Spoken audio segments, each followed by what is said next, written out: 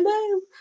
Today I wanted to talk to you about why saying my dot is holding you back from your online success, why it's holding you back from your personal growth success as well. Building an online business has been an interesting journey, and somebody had reached out to me today before I dive into today's topic. Somebody had reached out to me recently and they were asking what got me interested in starting an online business. So somebody had recently asked me what interested me in starting an online business. And actually, starting an online business was actually done by mistake. So what I mean by that is in 2020, I decided that I was going to start a new business, keep my original business that I'm doing now, but I was going to start a new business. And that new business was life insurance. And it required me to learn how to market myself. Early on in 2020, went down that road, went and got licensed, and was working with someone that I know, and things were going good. Got in there in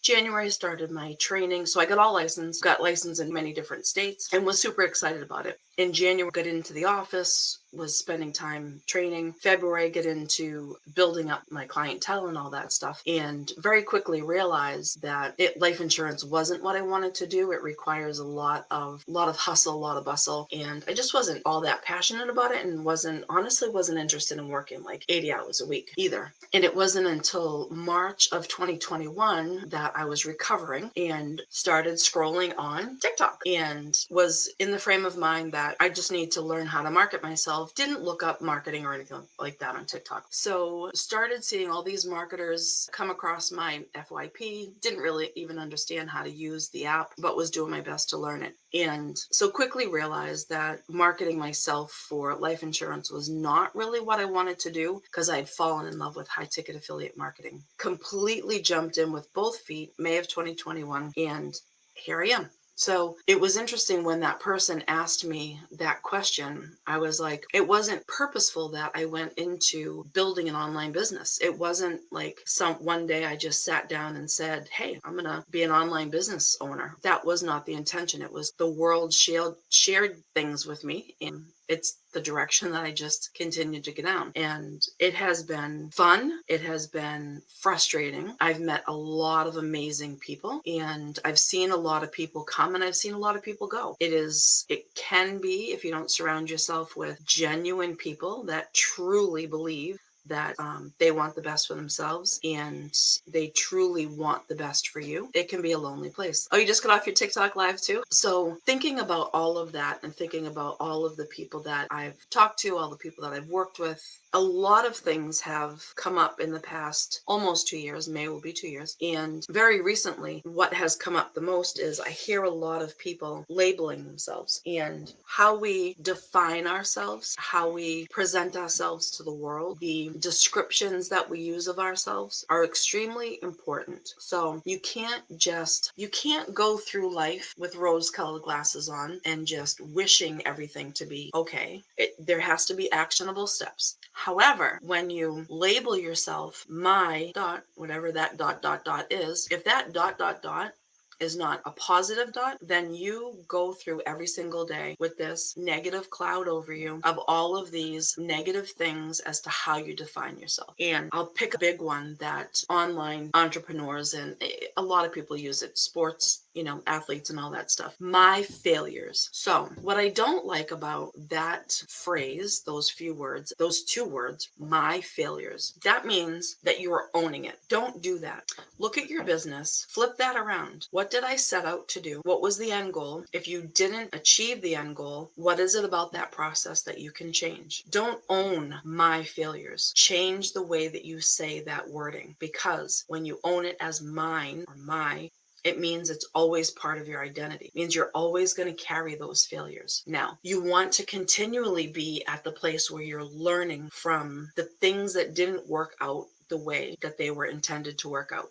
Now, you might say, just saying my failures is saying the same thing. In my mind, it's not, because I see all the layers, all the mindset layers that simple phrase and how that's going to impact you in your business. So that's why it's important to know exactly what you're doing, exactly why you're doing it, and exactly what it should do. So if it doesn't do what you perceive and what you hope to achieve, then you can go back and you can make little tweaks along the way. You can find out what's working. So in business, in life, I typically do things my way. I always do things my way. I shouldn't say typically. I always do things my way, because not because I believe my way is the only way, but my way is the right way for me. And I am not the type of person that can just do something how someone else lays out because it's a proven strategy. I can't do that.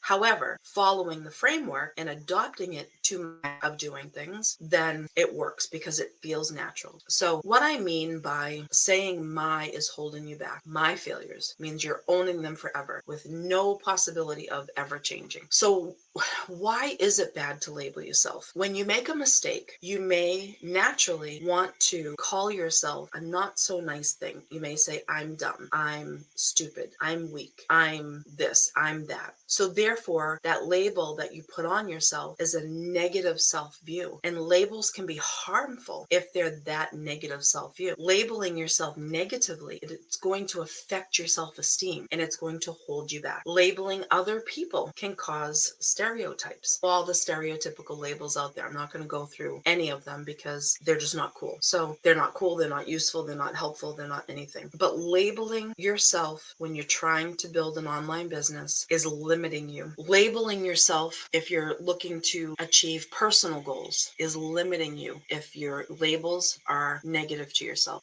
because you're tapping out your self-esteem, you're bringing your negative projection into the world, and you're creating a mindset that regardless of what you do, you're never going to succeed. The labels that you put on yourself, they can shape your own expectations that you set for other people, which again creates stereotypes. The stereotypes that you put on yourself and you put on other people become expectations that you have. If you have expectations that are negative, then you always expect yourself to lose. You always expect yourself to fail, right? Or not achieve success, as I like to say. Some examples of some negative labels that you could put on yourself when you do the label of it can leave you feeling ugly. It can leave you feeling stupid, weak, fat, loser, hopeless, selfish, unworthy, poor. Those things come from my failures. When you own your failures and you do not give yourself the possibility to grow, to do something different, all of those negative labels can be attached to it. Now, building an online business, it brings up a lot of these insecurities. It brings up a lot of these limiting beliefs. It brings up a lot of these imposter syndrome that you hear, the label that is right big now. Labeling yourself brings out all of those. And when you label yourself as unworthy, you're going to feel unworthy to have conversations with people. You're going to feel unworthy to have people join your group. You're going to feel unworthy to giving someone the offer that you have. You're going to feel unworthy to creating content. You're going to feel unworthy. But labels are not always negative. They can reflect positive characteristics that you have of yourself if you set labels that are helpful. My great technology experience, that's something you want to own, because that's something that can help you in business. That's something that can help other people in business. And that's a strength. My storytelling. If you're good at storytelling and you believe that, that's an okay label to put on yourself, is mine, right? Usually the labels that we use to describe each other result in assuming things, and they result in stereotypes, which are not helpful. So hopefully that makes sense. There is evidence of this so everyone knows, or everyone who is on here who knows me, knows that I'm a clinical social worker. So what that means is I do therapy. So when I see labels, when I see these things that people are doing, I see the multiple steps and the multiple layers of the mindset that goes along with it. So labeling in your mental health, which is your mindset, If you're labeling yourself as a diagnosis that you've been diagnosed with, a big one is anxiety. My anxiety. People want to own their anxiety as if it's something that they bought at Target. And I'm going to go into in-depth explaining inside of my community about anxiety, and probably will jam on it on my next live, not tonight, but next week, maybe later in the week. I'm not really sure what my plans are yet.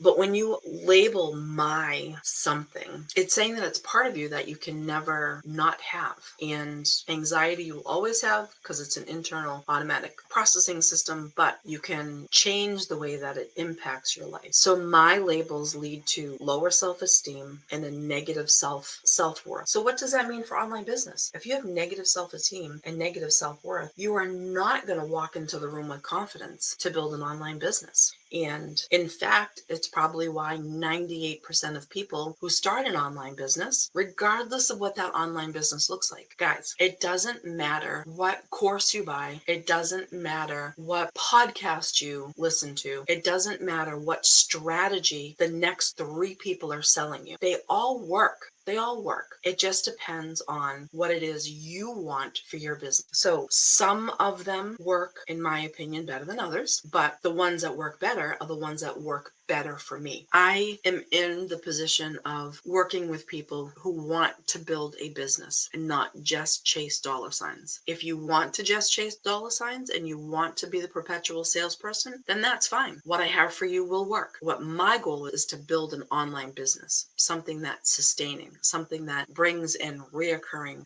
monthly income, to add a second, third, fourth, fifth, sixth stream of income to my life. One important thing, regardless of where you are in your business building venture, think of it as my business, not mine, but yours. But when you think about what it is that you're doing online, if you think of it as my business, even if all you're doing right now is watching your first video in the course that you bought, it is still your business. So that is a good label. That is going to set you up with a successful mindset, because by you saying your business, you are already walking in the shoes of success because you're talking about it. That label that you're putting on yourself is one of, I'm a successful business owner because it's my business. So that's a label that I'm a fan of. So throughout our lives, people attach labels to us, and those labels reflect and affect how others think about ourselves and how others think about themselves. Again, labels are not always negative.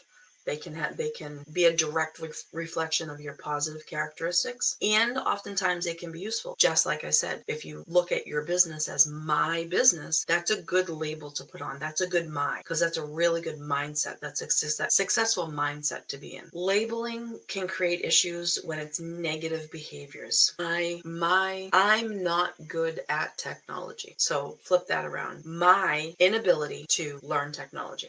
That's what that says. Everyone can learn something. It just depends on your capabilities. It depends on your drive to want to learn it. May take you longer, may take you less time. The tough part about labels, in particular mine, is it tends to make the lines in between truth and untruth extremely blurry. So it can create internal conflict within yourself, and it can leave you actually starting to live by the labels that you've given yourself. That's why it's really important, if you're going to use my labels, for them to be positive. Studies have shown that labels influence your emotions. So naming your emotions immediately releases their hold on you, and it causes less stress inside of your brain. So going back to the big label of anxiety. People want to own that. My anxiety. What does that even mean? What is anxiety anyways? So as you look to start your online business, look at the ways that you're talking to yourself. Look at the ways that is contributing to how you feel. Look at the ways in which it is keeping you stuck in your own little space.